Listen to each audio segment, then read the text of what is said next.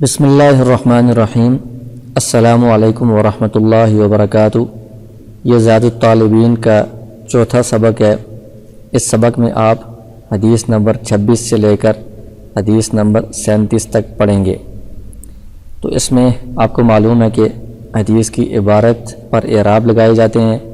اور اس کا ترجمہ کیا جاتا ہے، اور اس کے جو الفاظ ہیں ان کی لغوی اور صرفی تحقیق کی جاتی ہے،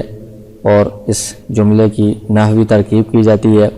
اور آخر میں اس کی تشریح کی جاتی ہے۔ تو ہم شروع کرتے ہیں۔ سب سے پہلے یہ 26 نمبر حدیث ہے، الغناء ينبت النفاق في القلب كما ينبت الماء الزرع۔ اس کا ترجمہ یہ ہے کہ گانا اگاتا ہے یا پیدا کرتا ہے نفاق کو فی القلب دل میں، کما جیسا کہ ینبت اگاتا ہے الماء پانی الزرع کھیتی کو، یعنی گانا دل میں نفاق کو پیدا کرتا ہے جیسا کہ پانی کھیتی کو اگاتا ہے۔ اس میں الغناء گانے کو کہتے ہیں، اس کی جمع اغنیہ آتی ہے، اور غنّا یغنی تغنیہ باب تفعیل سے یہ گانا گانے کے لیے استعمال ہوتا ہے۔ اور آگے ینبت انبت ینبت انباتن، یہ باب افعال ہے اگانا۔ نبت ینبت نصر ینصر سے استعمال ہوتا ہے، اس کا مطلب ہوتا ہے اگنا۔ تو یہ فعل مضارع ہے معروف اور واحد مذکر غائب کا صیغہ ہے۔ النفاق نافق ینافق باب مفعلہ سے استعمال ہوتا ہے، اس کا مطلب ہوتا ہے کہ دل کے اندر کچھ اور سامنے بندہ اور چیز ظاہر کرے، اس کو نفاق کہا جاتا ہے۔ قلب اسم ہے، اس کی جمع قلوب ہے، دل کو کہا جاتا ہے۔ اور الماء پانی، اس کی جمع میاہ آتی ہے۔ الزرع کھیتی، زرع یزرع یہ فتح یفتح سے استعمال ہوتا ہے، کھیتی باڑی کرنا، زراعت کرنا۔ اس کی ترکیب اس طرح ہوگی، الغناء مبتدا، ینبت فعل، اس کے اندر ضمیر فاعل ہے، النفاق مفعول بہ ہے، فی حرف جر القلب مجرور، جار مجرور یہ ینبت فعل کے متعلق اول، کاف حرف جر ہے، ما مصدریہ ہے، ینبت فعل، الماء فاعل، الزرع مفعول بہ، یہ فعل فاعل مفعول بہ سے مل کر جملہ فعلیہ خبریہ ہو کر یہ ما مصدریہ کی وجہ سے یہ مصدر کی تعویل میں ہوگا۔ تو ما مصدریہ یہ بعد والے فعل کو مصدر کی تعویل میں کر دیتا ہے، تو یہ پورا فعل مصدر کی تعویل میں ہو کر کاف حرف جار کے لیے مجرور، جار مجرور سے مل کر یہ ینبت فعل کے متعلق ثانی، ینبت فعل اپنے فاعل مفعول بہ اور دونوں متعلقات سے مل کر جملہ فعلیہ خبریہ ہو کر یہ خبر ہے الغناء مبتدا کی، مبتدا خبر سے مل کر جملہ اسمیہ خبریہ ہوا۔ اور اس کی تشریح یہ ہے کہ گانے بجانے میں جو بندہ مشغول رہتا ہے، گانے میں یا سننے میں، تو اس کی وجہ سے اس کے دل کے اندر نفاق پیدا ہو جاتا ہے، یعنی دل کے اندر گناہوں کی طرف رغبت اور میلان پیدا ہوتا ہے، اور نیکیوں سے آہستہ آہستہ بندہ دور ہوتا چلا جاتا ہے۔ جیسا کہ پانی کھیتی کو اگاتا ہے، تو جس طرح پانی کھیتی کو اگانے کا ذریعہ ہے، تو اس طرح غنا دلوں کے اندر نفاق پیدا کرنے کا ذریعہ ہے۔ تو گانوں میں عام طور پر موسیقی ہوتی ہے یا نفسانی خواہشات کو بھڑکانے والی چیزیں ہوتی ہیں، اسی طرح اور مختلف برائیاں ہوتی ہیں، تو اس کی وجہ سے دلوں کے اندر مختلف قسم کی گناہ پیدا ہوتے ہیں، اور پھر آگے گناہوں کی طرف بندے کا میلان ہوتا ہے، رغبت ہوتی ہے، اور ان میں مشغول ہونے کی وجہ سے بندہ بہت سی نیک کام اور بہت سی عبادات سے بندہ پیچھے ہٹتا رہتا ہے۔ اس کی وجہ سے قرآن کریم کی تلاوت سے بندہ آہستہ آہستہ محروم ہو جاتا ہے۔ اسی طرح اور جو نماز ہے اور نیک کام میں حقوق العباد ہے، ان سے بھی بندہ پیچھے ہٹنا شروع ہو جاتا ہے، اس لیے اس کو یہ نفاق پیدا کرنے والا شمار کیا گیا ہے۔ اس کے بعد 27 نمبر حدیث ہے، التجار یحشرون یوم القیامت فجارا الا من اتقى وبر وصدق۔ اس کا ترجمہ یہ ہے کہ جو تاجر ہیں ان کو جمع کیا جائے گا قیامت کے دن اس حال میں کہ وہ فاجر ہوں گے، مگر وہ تاجر جس نے تقوی اختیار کیا، یعنی اللہ سے ڈرا، وبرّ اس نے نیکی کا راستہ اختیار کیا، وصدقہ اور اس نے سچ بولا۔ اس میں التجار یہ تاجر کی جمع ہے، اور یحشر یہ حشر یحشر باب نصر ینصر سے یہ استعمال ہوتا ہے۔ یہاں پر یہ مضارع مجہول ہے، جمع مذکر غائب کا صیغہ ہے، اس کا مطلب ہوتا ہے جمع کرنا ہے، تو یہاں پر جمع کیے جائیں گے۔ فجار یہ فاجر کی جمع ہے، فجر یفجر باب نصر ینصر سے استعمال ہوتا ہے گناہ کرنا۔ اور اتقا یہ باب افتعال سے ہے، بچنا ڈرنا۔ برہ یا بر باب فتح یفتح سے ہے، نیکی کرنا، نیکی کا راستہ اختیار کرنا۔ صدقہ یصدق یہ سچ بولنا، یہ باب نصر ینصر سے استعمال ہوتا ہے۔ اتقا، برہ، صدقہ تینوں فعل ماضی ہیں اور واحد مذکر غائب کا صیغہ ہیں۔ اس کی ترکیب اس طرح ہوگی: التجار مبتدا، یحشرون فعل مجہول، اس کے اندر جو ضمیر ہے وہ ذوالحال بنے گی، ذوالحال۔ یوم القیامتی مضاف مضاف الیہ سے مل کر یہ مفعول فی بنے گا۔ فجارن یہ مستثنی من ہوئے، الا حرف استثناء، من اسم موصول، اتقا فعل، اس کے اندر ضمیر فاعل ہے، فعل فاعل سے مل کر معطوف علیہ، وہو حرف عطف، برہ فعل ضمیر فاعل، فعل فاعل سے مل کر یہ معطوف اول ہے، وہو حرف عطف ہے، صدقہ فعل ضمیر فاعل، فعل فاعل سے مل کر معطوف ثانی۔ یہ تینوں معطوف علیہ سے مل کر من موصول کے لیے صلہ، موصول صلہ سے مل کر یہ مستثنیٰ بن جائے گا۔ فجارن مستثنیٰ منہ اپنے مستثنیٰ سے مل کر یہ حال بنے گا۔ یحشرون کی جو ضمیر ہے ذوالحال اس کے لیے، تو ضمیر ذوالحال اور یہ آگے حال مل کر یحشرون فعل مجہول کے لیے نائب فاعل بنیں گے۔ یہ فعل مجہول اپنے نائب فاعل اور اس مفعول فی سے مل کر جملہ فعلیہ خبریہ ہو کر خبر بنے گا التجار مبتدا کے لیے، مبتدا خبر سے مل کر یہ جملہ اسمیہ خبریہ ہوگا۔ یعنی تاجروں کا حشر قیامت کے دن فجار کے ساتھ ہوگا، مگر جو اللہ سے ڈر کر نیکی کے ساتھ، دیانتداری کے ساتھ اور سچائی کے ساتھ جو تجارت کرے گا وہ فاجروں کے ساتھ نہیں ہوں گے، وہ متقیوں کے ساتھ، اور آگے حدیث میں آ رہا ہے کہ انبیاء اور صدیقین کے ساتھ ان کا حشر ہوگا۔ تو تجارت کے اندر چونکہ بہت ساری ایسی باتیں پائی جاتی ہیں کہ جس میں بندہ فسق و فجور میں اور برائی میں مبتلا ہو جاتا ہے، جیسے ملاوٹ کرنا یا ناپ تول میں کمی کرنا، یا جو چیز کا عیب ہے وہ نہ بتانا اور دھوکہ دینا، اس طرح کی جو چیزیں ہوتی ہیں، یا اس کا ریٹ بہت زیادہ مہنگا کر کے بیچنا، تو ان چیزوں کی وجہ سے بندہ فسق و فجور میں اور گناہوں میں مبتلا ہو جاتا ہے۔ اس لیے جو تاجر اس طرح کے کام کریں گے ان کا حشر فجار کے طور پر ہوگا کہ یہ فاجر لوگ ہیں۔ مگر جو تاجر تقوی اختیار کرتے ہیں، یعنی دل میں اللہ کا خوف ہوتا ہے، ڈر ہوتا ہے، اور اس ڈر کی وجہ سے وہ اللہ کے احکام کے مطابق تجارت کرتے ہیں، وہ برہ اور دیانتداری اور نیکی کے ساتھ وہ تجارت کرتے ہیں، اور صدقہ سچ بولتے ہیں، جو چیز جس طرح کی ہے اسی طرح بتاتے ہیں، اس کے عیب کو ظاہر بتا دیتے ہیں، اور وہ دیانتداری سے سارا کام کرتے ہیں، ناپ تول میں کمی نہیں کرتے، ملاوٹ نہیں کرتے، تو ایسے جو تاجر ہیں وہ اس فاجر ہونے سے بچ جاتے ہیں، وہ اللہ کے نیک بندے شمار ہوتے ہیں۔ آگے حدیث نمبر 28 ہے: التاجر الصدوق الامین مع النبیین والصدیقین والشہداء۔ ترجمہ یہ ہے کہ ایسا تاجر جو سچا ہو، امانت دار ہو، وہ انبیاء کے ساتھ ہوگا اور صدیقین کے ساتھ ہوگا اور شہداء کے ساتھ ہوگا۔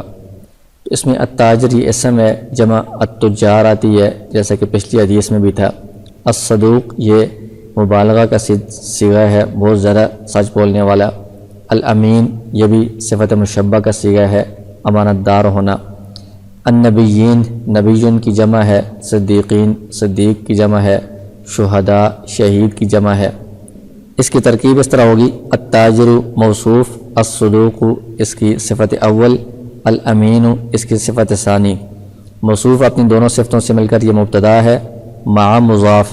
النبیین معطوف علی وهو حرف عطف، الصدیقین معطوف علی معطوف وهو حرف عطف، الشہداء معطوف۔ یہ تینوں معطوف علی سے مل کر مع کا مضاف الیہ ہے۔ یہ مضاف الیہ سے مل کر یہ ثابتن کے لیے مفعول فی بنے گا۔ ثابتن اپنے مفعول فی سے مل کر اس مبتدا کی خبر، مبتدا خبر سے مل کر جملہ اسمیہ خبریہ ہوا۔ تو اس کی تشریح یہ ہے کہ ایسا تاجر جو تجارت کے اندر سچ بولنے والا ہو، سچائی سے کام لینے والا ہو اور امانت داری سے وہ تجارت کرنے والا ہو، یعنی چیزوں کے اندر وہ ملاوٹ نہ کرے اور امانت داری سے ناپ تول کرے، اس میں کمی نہ کرے، اور چیز کے اندر جو بھی خصوصیات ہیں، صفات ہیں، وہ سچائی سے بیان کرے، اگر کوئی اس میں نقص ہے، عیب ہے، تو وہ بھی سچائی سے بیان کرے۔ تو ایسے جو تاجر ہوں گے ان کا حشر قیامت کے دن انبیاء اور صدیقین اور شہداء کے ساتھ ہوگا۔ تو پچھلی حدیث کے اندر بھی تفصیل آئی ہے، یہ اس سے ملتی جلتی یہ حدیث ہے، تو اس لیے تجارت کے اندر سچائی سے اور امانت داری اور دیانت داری سے کام لینا چاہیے۔ آگے حدیث نمبر 29 ہے، آیت المنافق ثلاث اذا حدث کذب واذا وعد اخلف واذا اؤتمن خان۔ منافق کی علامات یا منافق کی نشانیاں 3 ہیں۔ اذا حدث، جب وہ بات کرے گا، کذب تو جھوٹ بولے گا، واذا وعد، جب وہ وعدہ کرے گا، اخلف تو وعدے کی خلاف ورزی کرے گا، واذا اؤتمن، جب اس کے پاس امانت رکھوائی جائے گی، خانہ تو وہ اس میں خیانت کرے گا۔ اس میں منافق یا نافق ینافق، منافق اس سے اسم فاعل ہے اور اس کا معنی ہوتا ہے منافق ہونا، یعنی دل میں کوئی اور بات ہو اور اوپر کوئی اور بات ہو۔ آیت اسم ہے، جمع آیات آتی ہے۔ حدث یحدث تحدیث، باب تفعیل سے ہے، بات کرنا، حدیث بیان کرنا بھی اسی سے آتا ہے۔ کذب یکذب، باب ضرب یضرب سے ہے، فعل ماضی ہے اور یہ دونوں فعل ماضی واحد مذکر غائب کا صیغہ ہیں۔ وعد،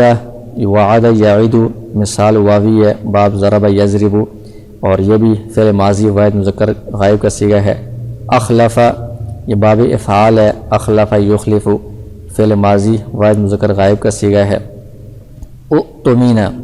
یہ ائتمن یأتمن باب افتعال سے ہے اور فعل ماضی مجہول کا صیغہ ہے، واحد مذکر غائب،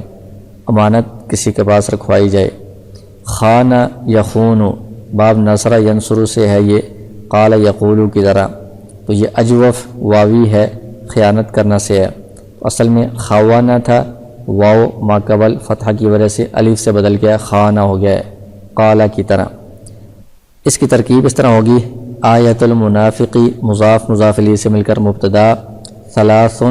یہ مبدل منہ ہے، آگے یہ پورا اس کا بدل بنے گا، تو مبدل منہ اور بدل یہ اس کی وضاحت ہوتے ہیں، دونوں ایک ہی چیزیں ہوتی ہیں۔ تو وہ 3 جو نشانیاں وہ کون سی ہیں، آگے یہ اس کی تفصیل آ رہی ہے۔ اذا یہ شرطیہ ہے، حدث فعل ضمیر فاعل، فعل فاعل سے مل کر شرط، کذب فعل فاعل سے مل کر جزا، شرط جزا سے مل کر جملہ شرطیہ جزائیہ ہو کر معطوف علی،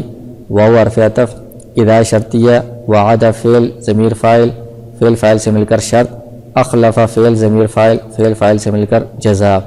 شرط جزا سے مل کر جملہ شرطیہ جزائیہ ہو کر معطوف علی معطوف، واو حرف عطف، اذا شرطیہ، اؤتمن فعل مجہول ضمیر نائب فاعل، یہ فعل مجہول اپنے نائب فاعل سے مل کر یہ شرط، خانہ فعل فاعل سے مل کر جزا، شرط جزا سے مل کر جملہ شرطیہ جزائیہ ہو کر معطوف،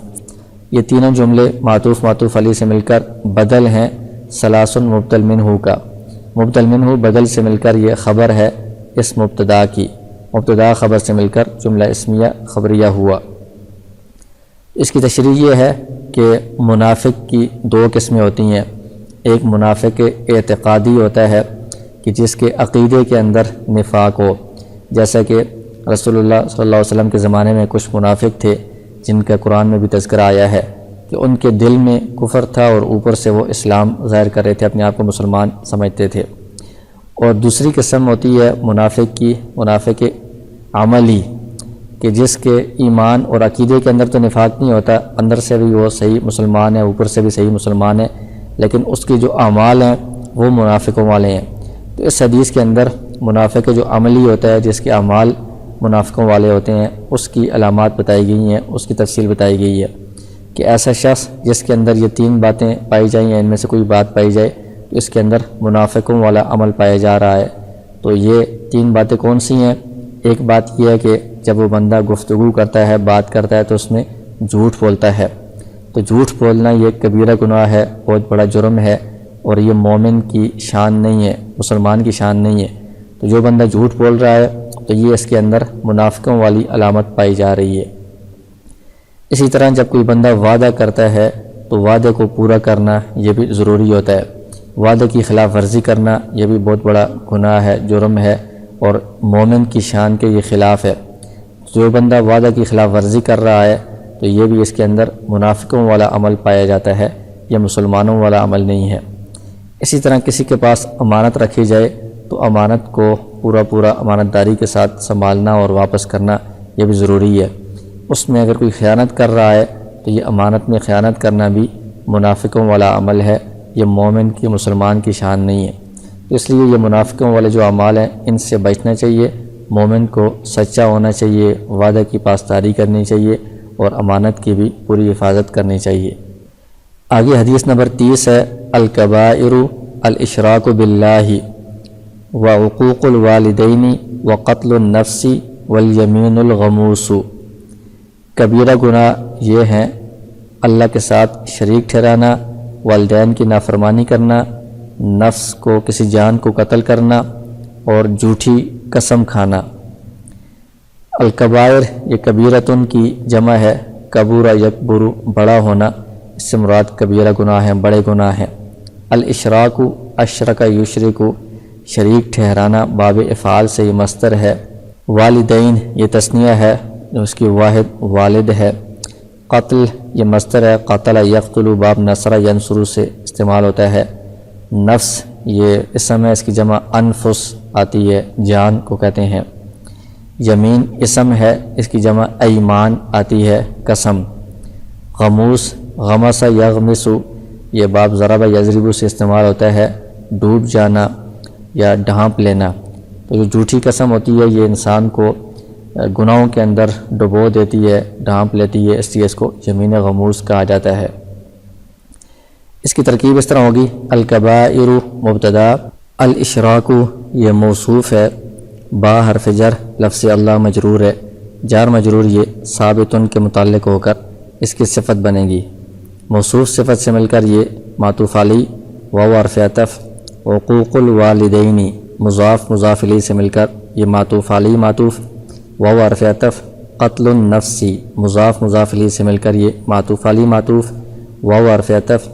الیمین موصوف، الغموس صفت، موصوف صفت سے مل کر یہ معطوف، یہ معطوف علی اپنے تمام معطوفات سے مل کر الکبائر مبتدا کی خبر، مبتدا خبر سے مل کر جملہ اسمیہ خبریہ ہوا۔ اس کی تشریح یہ ہے کہ اس میں کبیرہ گناہوں میں سے چند گناہوں کا تذکرہ کیا گیا ہے۔ کبیرہ گناہوں کا مختلف احادیث کے اندر ذکر ملتا ہے تو وہ مختلف گناہوں کو بیان کیا گیا ہے، اس حدیث کے اندر ان میں سے چند کو بیان کیا گیا ہے۔ تو سب سے پہلے اللہ تعالیٰ کے ساتھ شرک کرنا، کسی اور کو معبود ٹھہرانا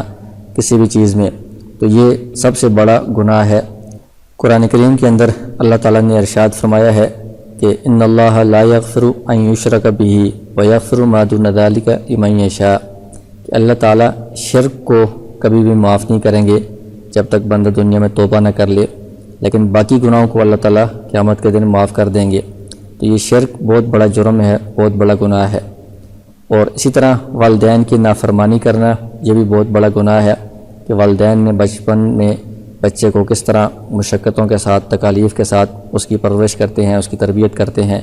جب بچہ بڑا ہو جاتا ہے تو وہ والدین کو کچھ سمجھتا ہی نہیں ہے، ان کی نافرمانی کرتا ہے، تو یہ ان کے ساتھ بہت بڑی بے وفائی ہے، بڑی ان کی حقوق کی خلاف ورزی ہے، ان کی ناشکری ہے، تو یہ بھی بہت بڑا اس کو گناہ شمار کیا گیا ہے۔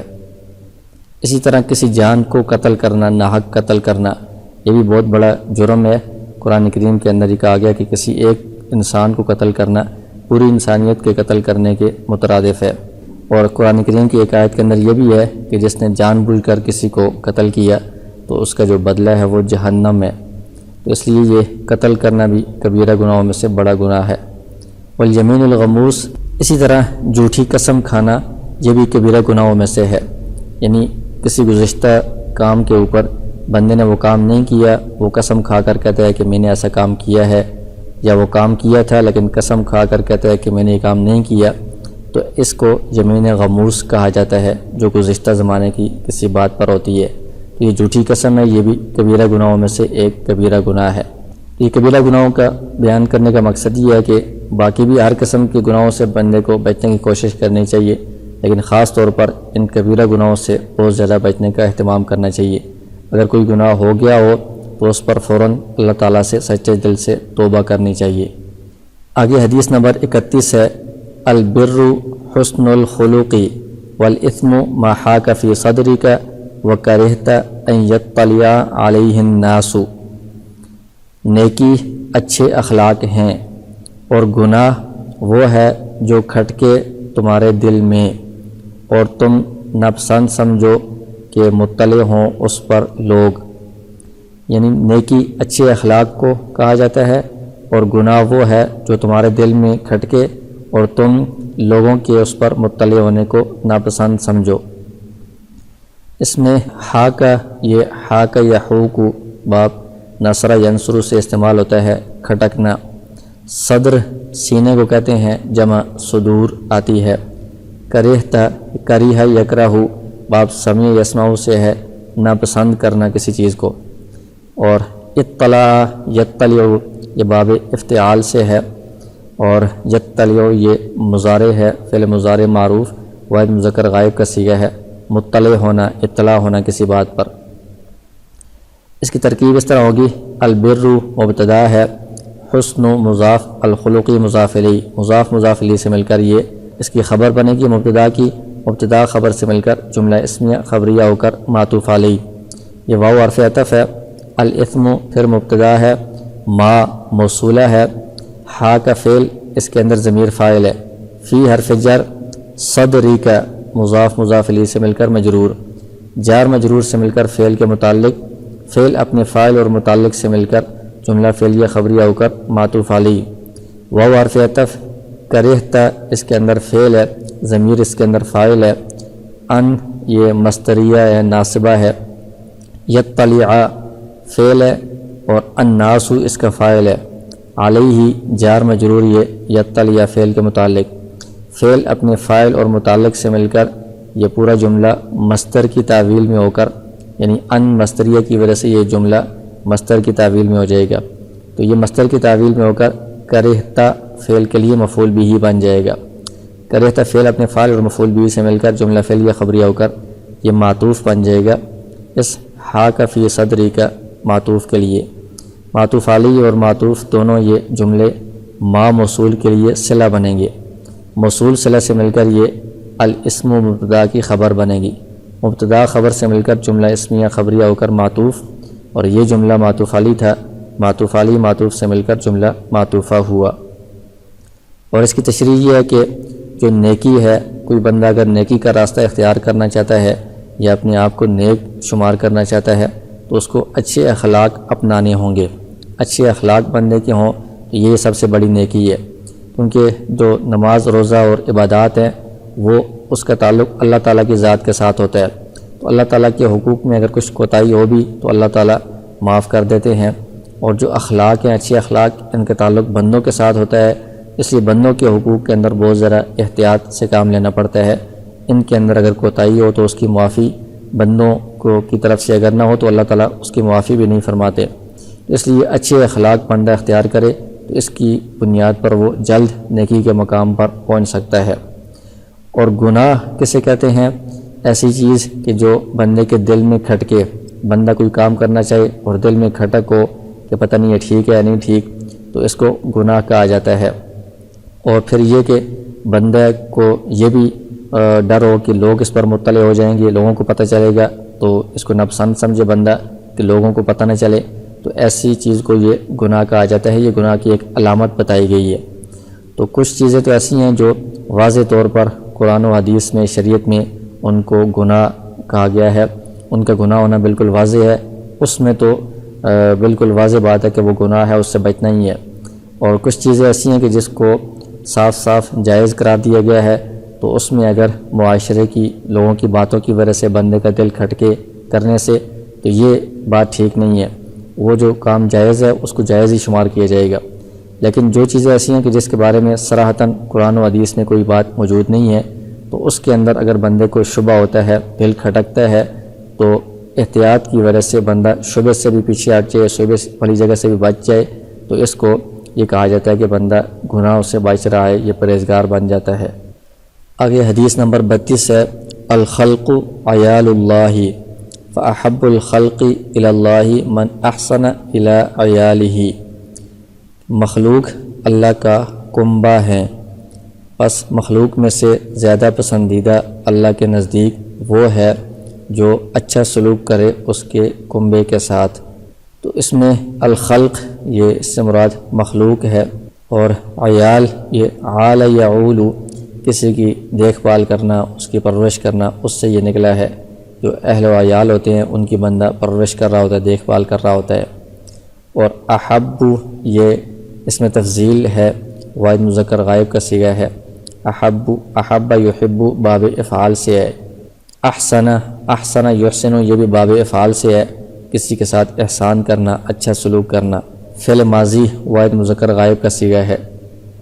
اس کی ترکیب اس طرح ہوگی، الخلق مبتدا، عیال اللہ مضاف مضاف الیہ سے مل کر خبر، مبتدا خبر سے مل کر جملہ اسمیہ خبریہ ہوا۔ فا تفریعیہ ہے، یعنی پچھلی بات کے اوپر ایک اور بات تفریع کی جا رہی ہے، اس کی بنیاد پر ایک اور بات کہی جا رہی ہے۔ احب مضاف، الخلقی مضاف الیہ، تو احب اس میں تفضیل ہے، اور الی اللہ جار مجرور یہ مل کر احب اس میں تفضیل کے متعلق ہوگا۔ احب اس میں تفضیل اپنے مضاف الیہ اور متعلق سے مل کر مبتدا، من موصولہ، احسن فعل، الی حرف جر، عیالہ مضاف مضاف الیہ سے مل کر مجرور، جار مجرور احسن فعل کے متعلق، فعل فاعل اور متعلق سے مل کر صلہ، موصول صلہ سے مل کر یہ خبر ہے اس مبتدا کی، مبتدا خبر سے مل کر جملہ اسمیہ خبریہ ہوا۔ اس کی تشریح یہ ہے کہ جتنی بھی مخلوق ہے یہ ساری کی ساری اللہ تعالیٰ کی مخلوق ہے، تو یہ ساری ایک کنبے اور ایک خاندان کی قائم مقام ہے، ایک خاندان کی طرح ہے۔ تو جس طرح ایک خاندان والے آپس میں ایک دوسرے کی دیکھ بھال کرتے ہیں، ایک دوسرے کے ساتھ اچھا سلوک کرتے ہیں اور مدد کرتے ہیں، ہمدردی کرتے ہیں، تو اس طرح جتنی بھی مخلوق ہے اللہ تعالیٰ کی، ان سب کے ساتھ بندے کو ان کی دیکھ بھال کرنی چاہیے، اچھا سلوک کرنی چاہیے، اور ان کے ساتھ ہمدردی اور خیرخواہی والا تعلق ہونا چاہیے۔ تو اللہ کے ہاں زیادہ محبوب اور زیادہ پسندیدہ لوگ وہی ہوں گے کہ جو اپنے خاندان اور اپنے کنبے والوں کے ساتھ اچھا سلوک کرتے ہیں۔ اپنے خاندان سے مراد ہے کہ جتنی بھی مخلوق ہے، جتنی بھی انسانیت ہے، سب کے ساتھ بھلائی کا معاملہ کرنا چاہیے، اچھا سلوک کرنا چاہیے۔ آگے حدیث نمبر 33 ہے، المسلم من سلم المسلمون من لسانہ ویدہ والمؤمن من امنہ الناس علی دمائہم واموالہم، مسلمان وہ ہے کہ سلامت رہیں دوسرے مسلمان اس کی زبان سے اور اس کے ہاتھ سے، اور مومن وہ ہے کہ محفوظ رہیں لوگ اس سے اپنی خون کے بارے میں اور اپنے مالوں کے بارے میں۔ المسلم یہ اسلم یسلم باب افعال سے یہ اس میں فاعل کا صیغہ ہے، اسلام لانے والا۔ سلیم یسلم باب سمیع یسمع سے ہے یہ سلامت رہنا، اور لسان زبان کو کہتے ہیں جمع السنہ، یدن ہاتھ جمع ایدی۔ مؤمن آمن یومن باب افعال سے ہے، اس میں فاعل ہے۔ امین یأمن باب سمیع یسمع سے ہے، مامون ہونا، محفوظ ہونا۔ دماء یہ دمن کی جمع ہے، خون کو کہا جاتا ہے یعنی جان کے حوالے سے۔ اموال مال کی جمع ہے۔ اس کی ترکیب اس طرح ہوگی، المسلم مبتدا، من اسم موصول، سلیم فعل، المسلمون فاعل، من حرف جر، لسانہ مضاف مضاف الیہ سے مل کر معطوف علیہ، وہو حرف عطف، یدہ مضاف مضاف الیہ سے مل کر معطوف، دونوں معطوف معطوف علیہ سے مل کر مجرور، جار مجرور سے مل کر سلیمہ فعل کے متعلق، سلیمہ فعل اپنے فاعل اور متعلق سے مل کر صلہ، موصول صلہ سے مل کر یہ خبر، مبتدا خبر سے مل کر جملہ اسمیہ خبریہ ہو کر معطوف علیہ، وہو حرف عطف، المؤمن مبتدا، من اسم موصول، امین فعل وہ ضمیر مفعول بہ، الناس اس کا فاعل ہے، اعلی حرف جر، دمائہم مضاف مضاف الیہ سے مل کر معطوف علیہ، وہو حرف عطف، اموالہم مضاف مضاف الیہ سے مل کر معطوف معطوف علیہ سے مل کر مجرور، جار مجرور سے مل کر امینہ فعل کے متعلق، فعل فاعل مفعول بہ متعلق سے مل کر جملہ فعلیہ خبریہ ہو کر صلہ، موصول صلہ سے مل کر خبر، مبتدا خبر سے مل کر جملہ اسمیہ خبریہ ہوا۔ اس کی تشریح یہ ہے کہ مسلمان یعنی حقیقی مسلمان یا کامل مسلمان وہ ہے کہ دوسرے مسلمان اس کی زبان سے اور اس کے ہاتھوں سے محفوظ رہیں، یعنی اس کی زبان سے اور اس کے ہاتھ سے کسی دوسرے مسلمان کو کسی قسم کی بھی تکلیف نہ پہنچے، ایذا نہ پہنچے، اس کے شر سے سارے لوگ محفوظ رہیں۔ تو یہ حقیقی مسلمان ہے، یعنی اصل مسلمان یہی ہے، اور مسلمان کی شان یہی ہونی چاہیے کہ اس سے کسی دوسرے کو کوئی تکلیف نہ پہنچے۔ تو اس میں زبان اور ہاتھ کا تذکرہ کیا گیا ہے، لیکن پورے جسم سے کسی طرح کی بھی کوئی تکلیف مسلمان سے دوسروں کو نہیں پہنچنی چاہیے۔ یہ ان دونوں کا اس لیے خاص طور پر ذکر کیا ہے کہ عام طور پر زیادہ تر جو تکلیف پہنچتی ہے وہ یا تو زبان سے پہنچتی ہے کہ کسی کی غیبت کرنا، کسی کو گالی دینا، کسی کو برا بھلا کہنا، تہمت لگانا وغیرہ، یا ہاتھوں سے تکلیف پہنچتی ہے کسی کو مارنا یا اور کوئی بھی۔ تو عام طور پر ان دونوں سے یہ تکلیف ہوتی ہے، تو اس وجہ سے ان کا ذکر کیا ہے، ورنہ جسم کے کسی بھی حصے سے یا اور کسی طرح بھی کسی دوسرے کو تکلیف پہنچانا یہ مسلمان کی شان نہیں ہے، اس سے بچنا چاہیے۔ پھر آگے یہ فرمایا کہ جو حقیقی مومن ہے، کامل مومن ہے، وہ ہے کہ دوسرے جو لوگ ہیں وہ اپنی جان کے حوالے سے اور اپنے مال کے حوالے سے اس سے محفوظ ہوں، یعنی کسی کو بھی اپنی جان کے اعتبار سے بھی اس سے خطرہ نہیں ہونا چاہیے، اپنے مالوں کے اعتبار سے بھی اس سے خطرہ نہیں ہونا چاہیے۔ اگر دوسرے لوگوں کو اپنی جان کے بارے میں خطرہ ہے یا مالوں کے بارے میں اس سے خطرہ ہے، تو اس کا مطلب یہ کہ یہ حقیقی مومن نہیں ہے، اصل مومن نہیں ہے، مومن کی ایسی شان نہیں ہونی چاہیے۔ آگے اسی حدیث کا یہ مزید حصہ ہے، والمجاہد من جاہد نفسہ فی طاعت اللہ والمہاجر من حجر الخطایا والذنوب، اور مجاہد وہ ہے جو اپنے نفس کے ساتھ مجاہدہ کرے اللہ تعالیٰ کی فرما برداری میں، اور مہاجر ہجرت کرنے والا وہ ہے جو چھوڑ دے کوتاہیوں کو، غلطیوں کو، اور والذنوب گناہوں کو۔ تو اس میں المجاہد جاہد یجاہد مجاہدتاً باب مفعلہ سے اس میں فاعل ہے، جہاد کرنے والا یا کوشش کرنے والا، مجاہدہ کرنے والا۔ جاہدہ اسی باب مفعلہ سے فعل ماضی کا صیغہ ہے، واحد مذکر غائب۔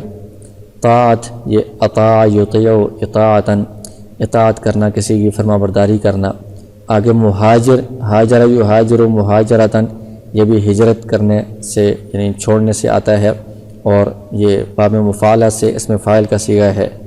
آگے حجر حجر یحجر باب نصر ینصر سے استعمال ہوتا ہے، چھوڑنا۔ خطایا خطیئۃ کی جمع ہے غلطی، کوتاہی۔ ذنوب ذنب کی جمع ہے گناہ۔ اس کی ترکیب اس طرح ہوگی، المجاہد مبتدا، من اسم موصول، جاہد فعل ضمیر فاعل، نفسہ مضاف مضاف الیہ سے مل کر مفعول بہ، فی حرف جر، طاعت اللہ مضاف مضاف الیہ سے مل کر مجرور، جار مجرور، جاہد فعل کے متعلق، فعل فاعل مفعول بہ متعلق سے مل کر صلہ، موصول صلہ سے مل کر خبر، مبتدا خبر سے مل کر جملہ اسمیہ خبریہ ہوا۔ المجاہر مبتدا ہے، من اسم موصول، حجر فعل ضمیر اس کے اندر فاعل ہے، الخطایا والذنوب معطوف معطوف علیہ سے مل کر مفعول بہ، فعل فاعل مفعول بہ سے مل کر صلہ، موصول صلہ سے مل کر خبر، مبتدا خبر سے مل کر جملہ اسمیہ خبریہ ہوا۔ اس کی تشریح یہ ہے کہ مجاہد ایک تو جہاد کرنے والا وہ ہوتا ہے جو میدان جنگ میں کفار کے ساتھ جہاد کرتا ہے، تو وہ بھی بہت بڑا عمل ہے، نیک کام ہے اور بہت مشکل کام بھی ہے۔ تو اسی طرح یہ کہا گیا ہے کہ ایک اور جہاد یہ بھی ہے کہ بندہ اپنے نفس کے ساتھ مجاہدہ کرے، اپنے نفس کے ساتھ بندہ جہاد کرے اور اللہ تعالیٰ کی فرما برداری میں نفس کی خواہشات کو پیچھے چھوڑ دے۔ جس طرح کفار کے ساتھ بندہ جہاد کرتا ہے، ان کو بندہ روکتا ہے آگے بڑھنے سے، اس طرح اپنے نفس کے ساتھ بندہ جہاد کرے، نفس کو آگے بڑھنے سے روکے، نفس کی خواہشات کو روکے اور اس کے مقابلے میں اللہ تعالیٰ کی فرما برداری اختیار کرے، تو یہ بھی بہت بڑا جہاد ہے اور یہ بھی بہت مشکل کام ہے، تو اس کو بھی بندے کو اختیار کرنا چاہیے۔ اسی طرح اگلے جملے میں یہ بات ہے کہ ایک ہجرت وہ ہوتی ہے کہ ایک علاقے کو چھوڑ کر جانا، تو اسلام کی تعلیمات پر ایک جگہ پر رہ کر عمل کرنا مشکل ہو تو اس علاقے کو چھوڑ کر دوسری جگہ جانے کا حکم ہے۔ تو اسی طرح ایک ہجرت یہ بھی ہے کہ بندہ غلطیوں کو، گناہوں کو اور کوتاہیوں کو بندہ چھوڑ دے، تو یہ بھی ہجرت ہے۔ اس طرح علاقے کو چھوڑنا مشکل ہوتا ہے، اسی طرح اپنے آپ سے گناہوں کو، غلطیوں کو چھوڑنا، دور کرنا یہ بھی مشکل ہوتا ہے، اس لیے ایسا کرنے والا بھی ہجرت کرنے والا شمار ہوتا ہے اس کو بھی اس ہجرت کا ثواب ملتا ہے۔ آگے حدیث نمبر 34 ہے، البینۃ علی المدعی والیمین علی المدعی علیہ۔ بینہ یعنی گواہی پیش کرنا مدعی دعویٰ کرنے والے کے ذمے ہے، اور قسم اس شخص پر ہے جس کے خلاف دعویٰ کیا گیا ہے۔ تو اس میں مدعی یہ ادعا یدعی باب افتعال سے ہے، دعویٰ کرنا، اور اس میں فاعل کا صیغہ ہے مدعی دعویٰ کرنے والا۔ یمین قسم جمع ایمان آتی ہے، مدعا اور یہ اس میں مفعول کا صیغہ ہے، اسی باب سے ہے ادعا یدعی سے کہ دعویٰ کیا گیا ہے اس پر۔ اس کی ترکیب ہوگی البینۃ مبتدا علی المدعی جار مجرور ثابتۃ کے متعلق ہو کر اس کی خبر مبتدا خبر سے مل کر جملہ اسمیہ خبریہ ہو کر معطوف علی واو حرف عطف، الیمین مبتدا علی حرف جر، المدعا صیغہ اسم مفعول ہے، اس کے اندر ضمیر اس کا نائب فاعل ہے، علیہ جار مجرور اس کے متعلق، صیغہ اسم مفعول اپنے نائب فاعل اور متعلق سے مل کر مجرور، جار مجرور یہ ثابت ان کے متعلق ہو کر الیمینوں کی خبر مبتدا خبر سے مل کر جملہ اسمیہ خبریہ ہوا۔ تو اس حدیث کے اندر ایک عام قانون اور اصول بیان کیا گیا ہے جو عام طور پر عدالت میں استعمال ہوتا ہے کہ کوئی بھی بندہ کسی بات کا دعویٰ کرتا ہے تو دعویٰ کرنے والے کے ذمے ہے کہ وہ اس کے اوپر بینہ پیش کرے، گواہ پیش کرے، اور اگر اس کے پاس گواہ نہیں ہے تو پھر اس کے مقابل جو دوسرا بندہ ہے جس کے اوپر دعویٰ کیا گیا ہے، جس کو مدعی علیہ کہا جاتا ہے، اس کی ذمہ داری ہے کہ وہ قسم کھائے۔ تو یہ اس کی مزید تفصیل فقہی ابواب کے اندر جو عدالت کے مسائل ہوتے ہیں اس میں آپ پڑھ لیں گے۔ آگے حدیث نمبر 35 ہے، المؤمن مرآۃ المؤمن والمؤمن اخو المؤمن یکف عنہ ضیعتہ ویحوطہ من ورائہ۔ مومن مومن کا آئینہ ہے اور مومن مومن کا بھائی ہے، یہ روکتا ہے اس سے اس کے نقصان کو اور حفاظت کرتا ہے اس کی غیر موجودگی میں۔ اس میں مومن یہ آمن یؤمن ایمانا سے اس میں فاعل ہے، یکف یہ کف یکف باب نصر ینصر سے ہے، یہ مضاعف ہے اور فعل مضارع صیغہ واحد مذکر غائب ہے۔ یحوط یہ حاط یحوط باب نصر ینصر سے ہے، اجوف واوی ہے، یحوط فعل مضارع ہے صیغہ واحد مذکر غائب، اصل میں یحوط تھا تو واو یہ اس سے ماقبل حرف صحیح ساکن ہے، اس کا ضمہ نقل کر کے ماقبل کو دے دیا، یحوط ہو گیا ہے۔ اس کا معنی ہے حفاظت کرنا، احاطہ کرنا یعنی حفاظت کرنا، دیکھ بھال کرنا۔ اس کی ترکیب اس طرح ہوگی، المؤمن مبتدا مرآۃ مضاف المؤمن مضاف الیہ، مضاف مضاف الیہ سے مل کر خبر، مبتدا خبر سے مل کر جملہ اسمیہ خبریہ ہو کر معطوف علیہ، واو حرف عطف، المؤمن مبتدا ہے، اخو المؤمن مضاف مضاف الیہ سے مل کر خبر اول۔ آگے دوسری خبر آئے گی، یکف فعل ضمیر فاعل، عنہ جار مجرور اس کے متعلق، ضیعتہ مضاف مضاف الیہ سے مل کر مفعول بہ، فعل فاعل مفعول بہ اور متعلق سے مل کر یہ جملہ معطوف علیہ، واو حرف عطف، یحوط فعل ضمیر فاعل، وہ ضمیر مفعول بہ،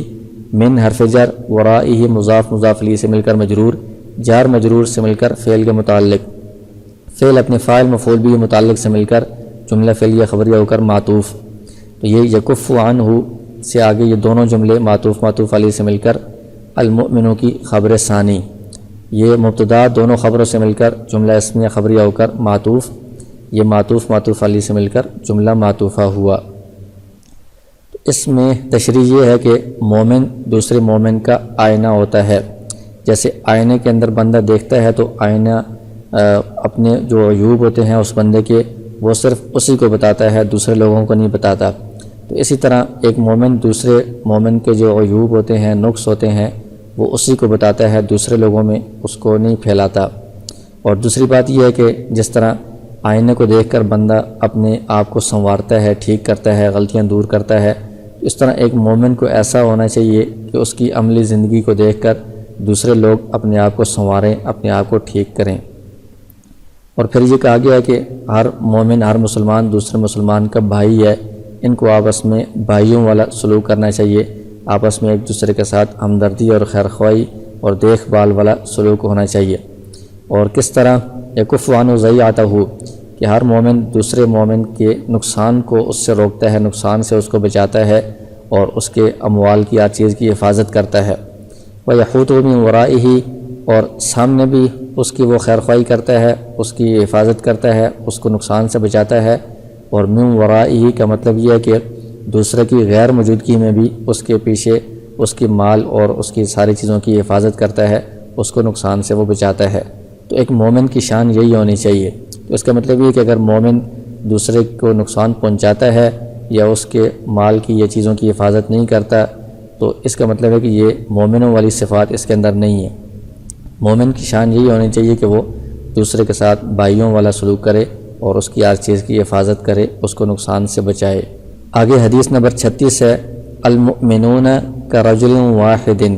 ان اشتکا عینہ اشتکا کلہ وان اشتکا رأسہ اشتکا کلہ۔ سارے مومن، سارے مسلمان ایک شخص کی طرح ہیں۔ ان اشتکا عینہ، اگر اس کی آنکھ کو تکلیف ہوتی ہے تو اس کے سارے جسم کو تکلیف ہوتی ہے، اور اگر اس کے سر کو تکلیف ہوتی ہے تو اس کے سارے جسم کو تکلیف ہوتی ہے۔ اس میں المؤمنون جمع ہے مومن کی، اور رجل اس کی جمع رجال آتی ہے، مرد کو کہتے ہیں۔ اشتکا باب افتعال سے ہے، اشتکا یشتکی، یہ فعل ماضی واحد مذکر غائب کا صیغہ ہے، اور یہ ناقص یائی ہے، اصل میں اشتکا یا تھا، تو آخر میں جو یا ہے وہ ما قبل فتح کی وجہ سے الف سے بدل دیا ہے، اس کو اشتکا ہو گیا ہے۔ عین آنکھ کو کہتے ہیں، اس کی جمع اعین آتی ہے۔ رأس سر کو کہتے ہیں، اس کی جمع رؤوس آتی ہے۔ اس کی ترکیب اس طرح ہوگی، المؤمنون مبتدا، کاف حرف جر، رجل واحد موصوف صفت سے مل کر مجرور، جار مجرور یہ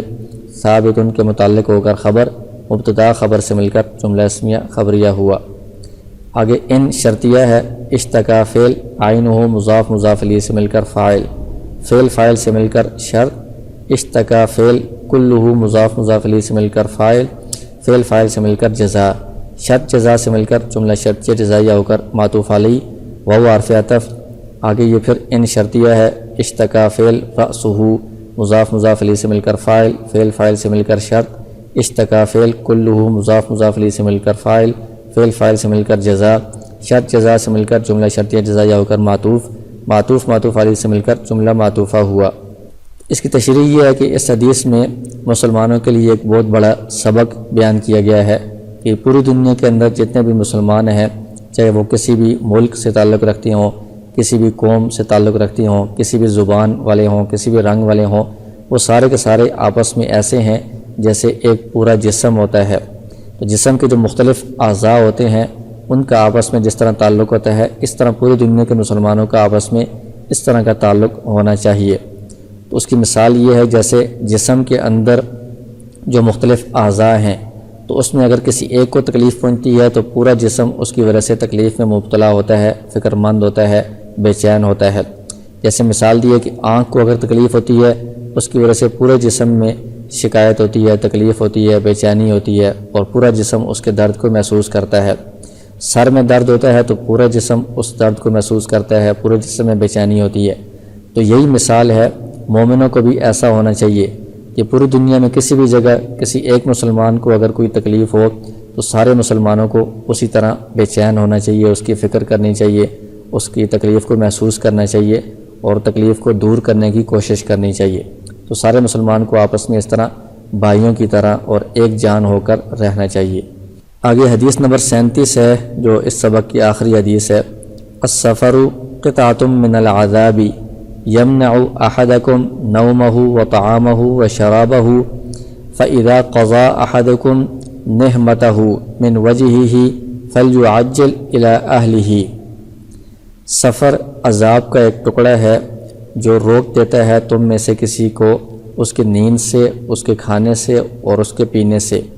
پس جب پورا کر لے تم میں سے کوئی ایک اپنی ضرورت کو اس طرف میں، تو اس کو چاہیے کہ وہ جلدی آ جائے اپنے اہل کی طرف، اپنے گھر والوں کی طرف۔ اس میں سفر اسم ہے، اس کی جمع اسفار آتی ہے۔ قطعۃ یہ ٹکڑے کو کہتے ہیں، قطع یقطع باب فتح یفتح سے کاٹنا اس کے لیے استعمال ہوتا ہے۔ یمنع منع یمنع با فتح یفتح سے روکنا، یہ فعل مضارع واحد مذکر غائب کا صیغہ ہے۔ نوم مصدر ہے، سونا، نام یا نامو یہ باب سامع یسمعو سے ہے، اور طعام یہ طعم یطعم باب سامع یسمعو سے ہے کھانا، شراب شریب یشرب باب سامع یسمعو سے ہے پینا، قضا یقضی باب ضرب یضرب سے ہے، یہ ناقص یائی ہے، فیصلہ کرنا یا پورا کرنا۔ واحد مذکر غائب کا صیغہ ہے، فعل ماضی ہے، اور نعمتن کا مطلب ہے کہ ضرورت یا حاجت، اور وجہ کا مطلب ہوتا ہے طرف یا چہرہ، جمع اس کے وجوہ آتی ہے۔ یعجل یا عجل یعجل باب تفعیل سے ہے، اور یہ امر غائب کا صیغہ ہے، لیعجل جلدی کرنا۔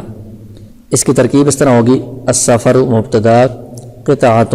موصوف، من العذاب جار مجرور، ثابتۃ کے متعلق ہو کر صفت، موصوف صفت سے مل کر یہ اس السفر کی خبر اول ہے۔ یمنع فعل اور اس کے اندر ضمیر فاعل ہے، احدکم مضاف مضاف الیہ سے مل کر مفعول به اول، نومہ مضاف مضاف الیہ سے مل کر معطوف علیہ، وهو حرف عطف، طعامہ مضاف مضاف الیہ سے مل کر معطوف علیہ معطوف، وهو حرف عطف، شرابہ مضاف مضاف الیہ سے مل کر معطوف، یہ تینوں معطوف معطوف علیہ سے مل کر یمنع کے لیے مفعول به ثانی، فعل اپنے فاعل اور دونوں مفعولوں سے مل کر جملہ فعلیہ خبریہ ہو کر یہ السفر کی خبر ثانی، السفر مبتدا اپنی دونوں خبروں سے مل کر جملہ اسمیہ خبریہ ہوا۔ آگے فا تفریعیہ ہے، اذا شرطیہ ہے، قضا فعل، اور احدکم مضاف مضاف الیہ سے مل کر اس کا فاعل، نعمتہ مضاف مضاف الیہ سے مل کر مفعول به، من حرف جر، وجہہ مضاف مضاف الیہ سے مل کر مجرور، جار مجرور قضا فعل کے متعلق، فعل فاعل مفعول به اور متعلق سے مل کر جملہ فعلیہ خبریہ ہو کر شرط فا جزائیہ، لیعجل فعل اس کے اندر ضمیر فاعل ہے، الی حرف جر، اہلہ مضاف مضاف الیہ سے مل کر مجرور، جار مجرور سے مل کر فعل کے متعلق، فعل فاعل متعلق سے مل کر جملہ فعلیہ انشائیہ ہو کر یہ جزا، شرط جزا سے مل کر جملہ شرطیہ جزائیہ ہوا۔ تو اس کی تشریح یہ ہے کہ سفر کے بارے میں یہ کہا گیا ہے کہ سفر یہ عذاب کا ایک ٹکڑا ہے، یعنی یہ ایک مشقت والی ایک چیز ہے۔ تو آج کل بھی جو سفر ہوتا ہے اس میں بھی عام طور پر گھر میں جس طرح بندہ آرام سے سکون سے رہ رہا ہوتا ہے اس کے مقابلے میں کافی مشقتیں ہوتی ہیں، لیکن پہلے زمانے میں جب اتنی سہولیات نہیں تھیں، جانوروں پر سفر ہوتا تھا یا پیدل سفر ہوتا تھا، اس وقت یہ بہت ہی مشکل مرحلہ ہوتا تھا۔ تو اس لیے اس کے بارے میں آپ صلی اللہ علیہ وسلم نے ارشاد فرمایا کہ سفر یہ عذاب کی ایک شکل ہے، یعنی بہت مشقت والا کام ہے۔ یہ سفر بندے کو اس کی نیند سے، کھانے پینے سے روک دیتا ہے، یعنی گھر میں جس طرح بندے کی روٹین ہوتی ہے، ٹائم پر کھانا پینا اور ٹائم پر سونا، سفر کے اندر یہ ساری روٹین تبدیل ہو جاتی ہے، نیند بھی پوری نہیں ہوتی اور کھانے پینے میں بھی اونچ نیچ آ جاتی ہے، یعنی ٹائم کے اعتبار سے یا چیزوں کے اعتبار سے، تو اس کے اندر بندے کو مشقت پیش آتی ہے۔ لہٰذا اس میں کیا کرنا چاہیے؟ تو سفر بغیر ضرورت کے نہیں کرنا چاہیے، اور اگر بندہ کر رہا ہے تو اس میں جب بندے کا کام پورا ہو جائے، ضرورت پوری ہو جائے تو جلدی اس کو واپس آ جانا چاہیے۔ تو اس حدیث میں بھی یہ کہا گیا ہے کہ جس طرف بندہ گیا ہوا ہے اس طرف سفر کرنے میں جب بندے کی ضرورت پوری ہو جائے تو اس کو اپنے اہل کی طرف، گھر والوں کی طرف جلدی واپس آ جانا چاہیے۔ تو یہ ایک قسم کا مشورہ ہے، مشورے کے طور پر یہ بات کہی گئی ہے۔ یہاں تک یہ 37 احادیث آپ نے پڑھ لی ہیں اور یہ جملہ اسمیہ پر مشتمل ہیں۔ تو یہ ایک باب مکمل ہو گیا ہے، آگے دوسرا باب شروع ہوگا، وہ انشاءاللہ اگلے سبق میں پڑھیں گے۔